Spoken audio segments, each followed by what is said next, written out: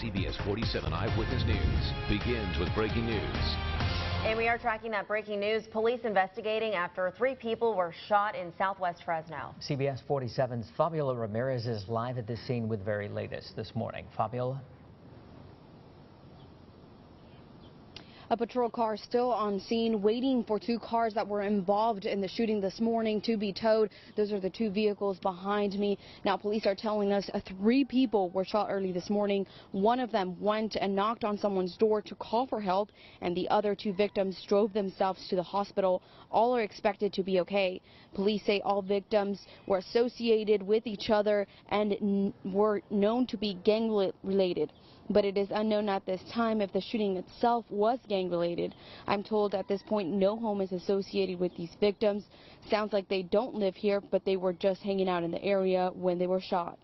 The majority of our evidence is towards the western end of our crime scene. I can tell you we found some ballistic evidence there and some vehicle parts. We're trying to piece together how that's involved. Police have no information on the suspects at this point, and they're trying to figure out if they were driving by or on foot. As the morning begins, police are going to be going around asking people in the neighborhood to see if they saw anything or heard anything throughout the morning. Live in Southwest Fresno, Fabiola Ramirez, CBS 47 Eyewitness News. Fabiola, thanks. Right now, firefighters in Madera County are working to stop the school fire, which broke out yesterday near roads 225 and 230 in North Fork. CAL FIRE says it's up to 12 acres now, and they're gaining ground, working around the clock. At last check, it's 50% contained, and they say they're expecting the risk of fires to intensify as we get later into fire season. Next month we would have significant issues. We still have a little moisture in the fuels, so that we were able to catch this thing with not being very large. Probably wouldn't be able to do the same thing next month. The goal is to have full containment sometime today. Let's get a look at what they're facing out there.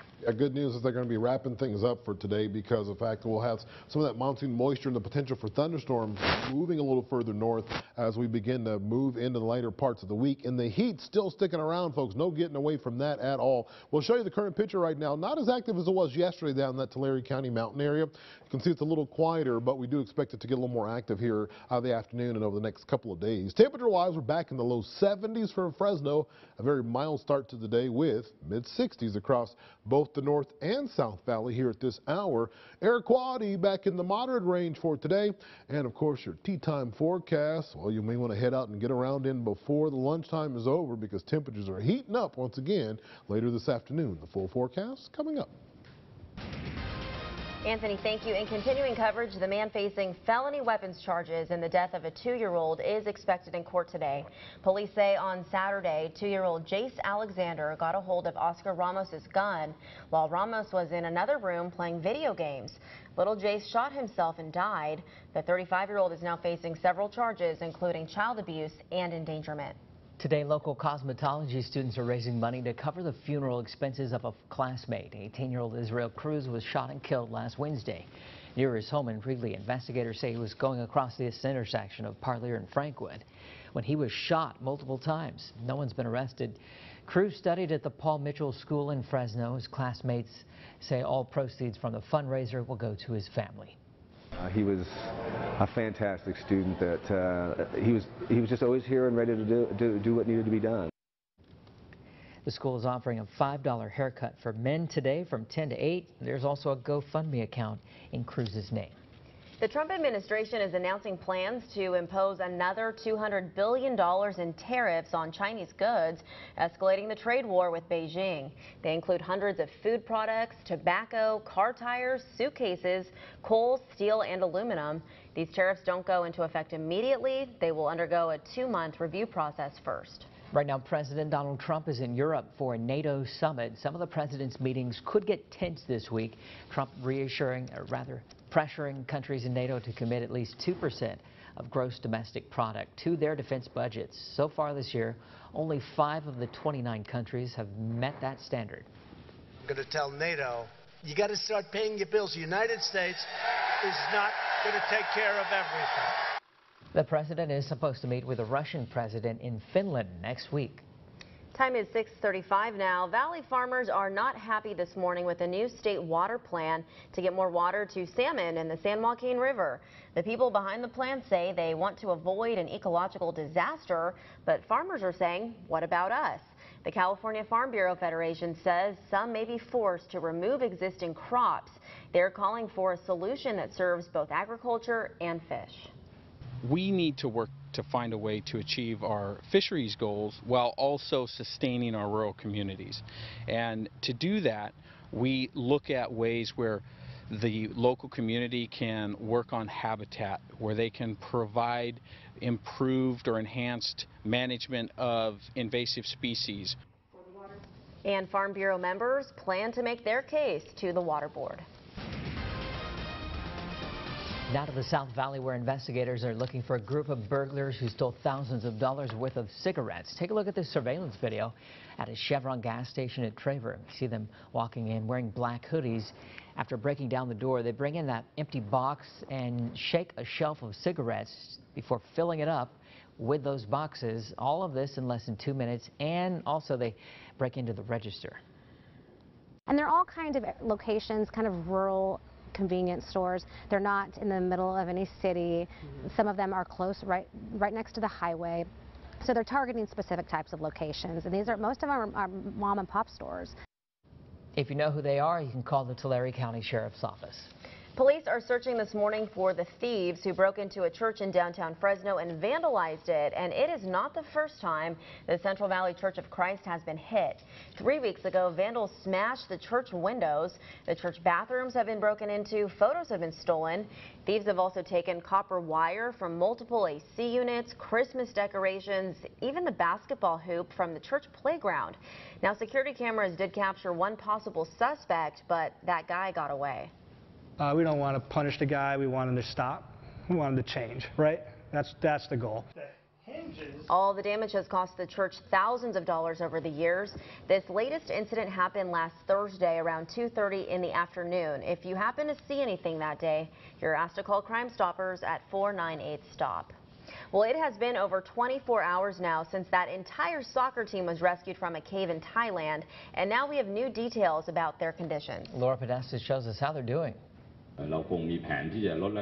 Speaking at the hospital in Chiang Rai City, Thailand, where the soccer team is recovering, a public health inspector said none of the boys or their coach is showing signs of stress. And most of the boys lost an average of 2 kilograms, or a little less than 4.5 pounds, during the nearly 3-week ordeal inside the cave. Officials say the first 4 boys rescued can now stand up and walk, but they can't go far. They're under quarantine because of risk of infection. Preparations for a rescue took days. Officials said the boys, many of whom had never learned to swim, were given anti-anxiety medication to keep them calm as they were escorted out by trained scuba divers. Returning the Wild Boars soccer team safely into the arms of their loved ones is the good news of the year. In all, dozens of divers and some 100 support personnel carried out the rescues in 3 waves over 3 days. Laura Podesta, CBS News, New York. Back here at home, one of the tallest buildings in Fresno is almost done being remodeled. The Pacific Southwest building is now 80% full. Its 16 floors are filled with 100 small businesses and 20 private condos overlooking the city. The owner says he also has plans for a rooftop restaurant and bar. We have crossed a lot of milestones, and we have reached at the end. I think, this is the time where we're seeing a lot of interest. The building has an open door policy for tours and is open to the public during Art Hop as well. Those lofts, if that's what he was sitting inside, look really nice. Really cool. And we come back here this morning on Eyewitness News. Hate crimes are on the rise here in the Golden State. Who some people are blaming for the increase. And we have more coverage on the trade war this morning for almond growers in the valley. And get used to the triple digits because they're sticking around for a while. The full forecast coming up.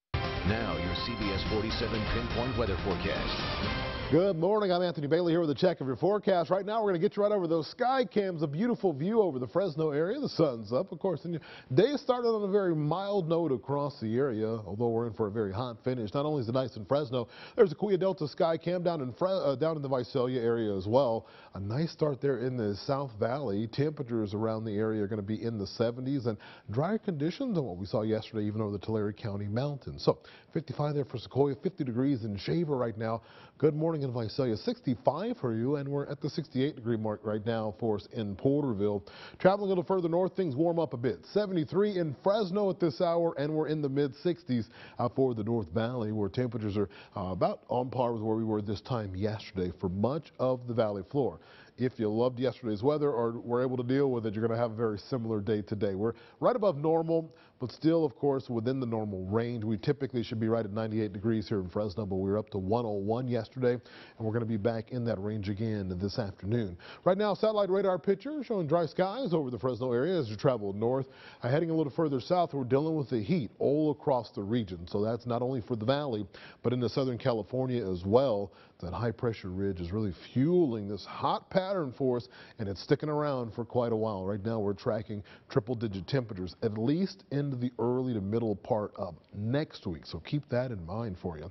Right now, of course, as we take a look at futurecast, you can see a lot of that monsoonal moisture making it up into of course, into northern Nevada here Wednesday night into Thursday. But we will see some of that also shifting a little further north into the California area and also Sierra Nevada, where we could see some thunderstorms are firing up over the next day or two, so you want to be on the lookout for that if you're going to be in those regions. The valley floor largely unimpacted by this, with the exception of some possible cloud cover there pushing into the North Valley as we progress through the end of the week. Now, the road ahead is a hot one, no doubt about that. Of course, summertime is here, and this heat wave stretch, this hot stretch continues for us, where we're in the triple digits all the way through Sunday, 101 through Friday, and then we begin to climb up to 102 on Saturday, 103 degrees on Sunday. For this afternoon, if you do want to escape things, you got to go to the higher elevations, folks. You'll drop off by about 20 degrees when it comes to your temperatures.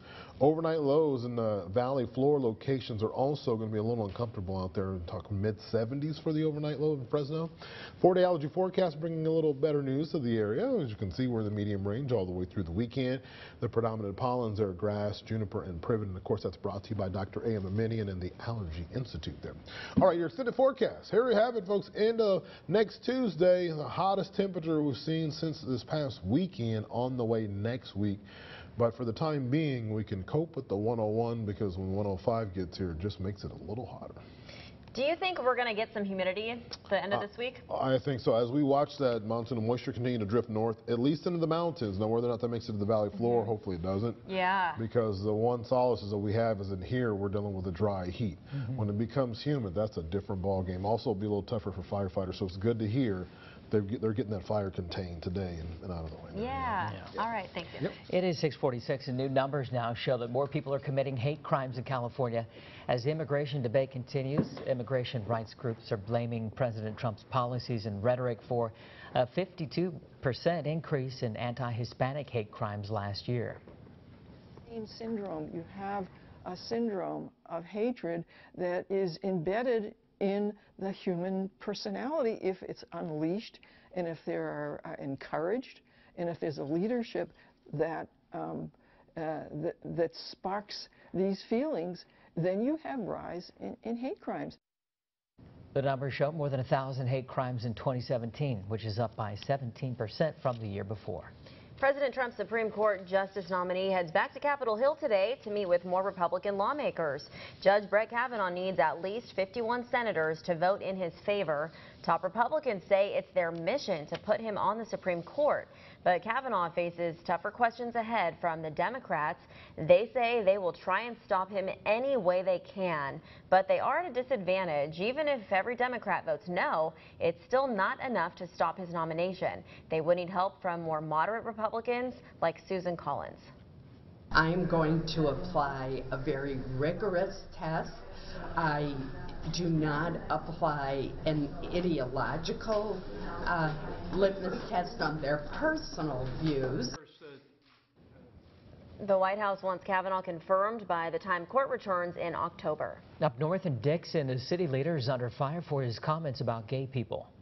I'm concerned for the economic impact. I think it would be appropriate for the city to issue an official apology. To remove Mr. Hickman from any leadership position.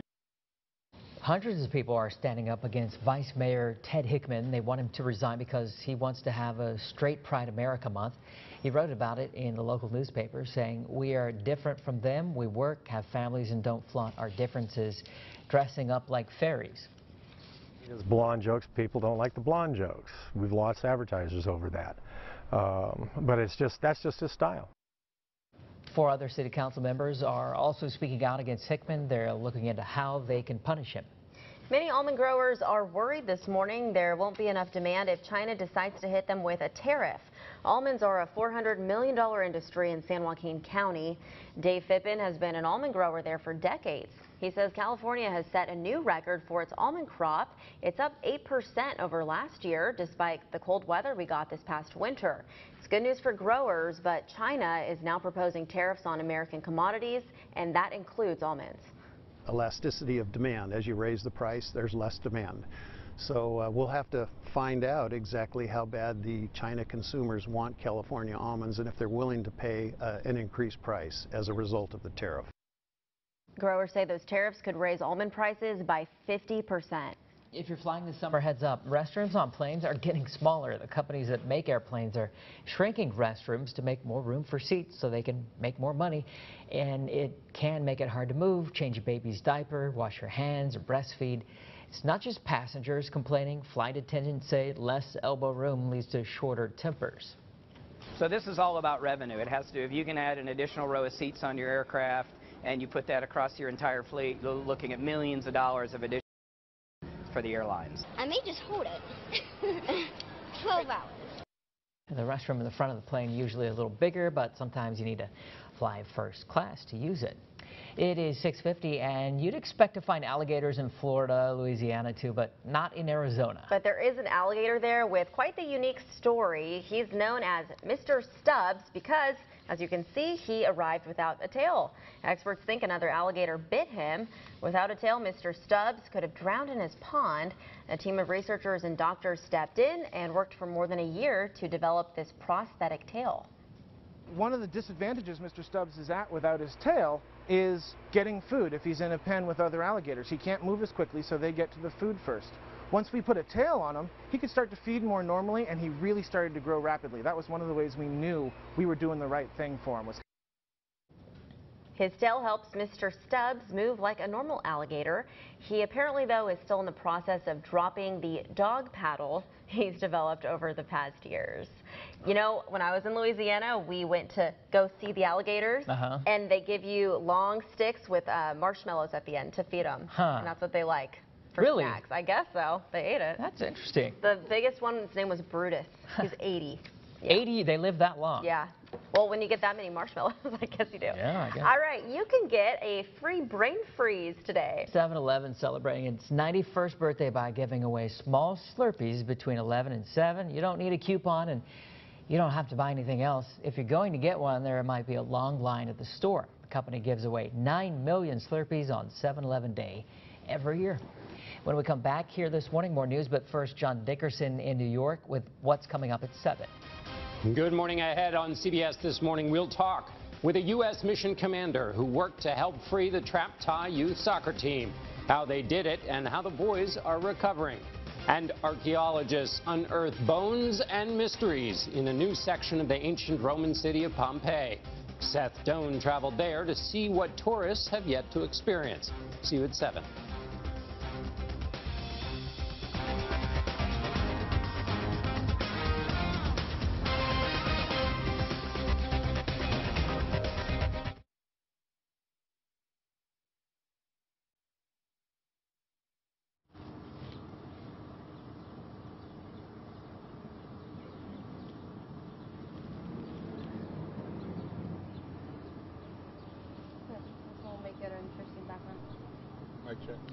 Hey, yes, police are still on scene waiting for the vehicles involved in this morning's shooting to be towed away. Now, police say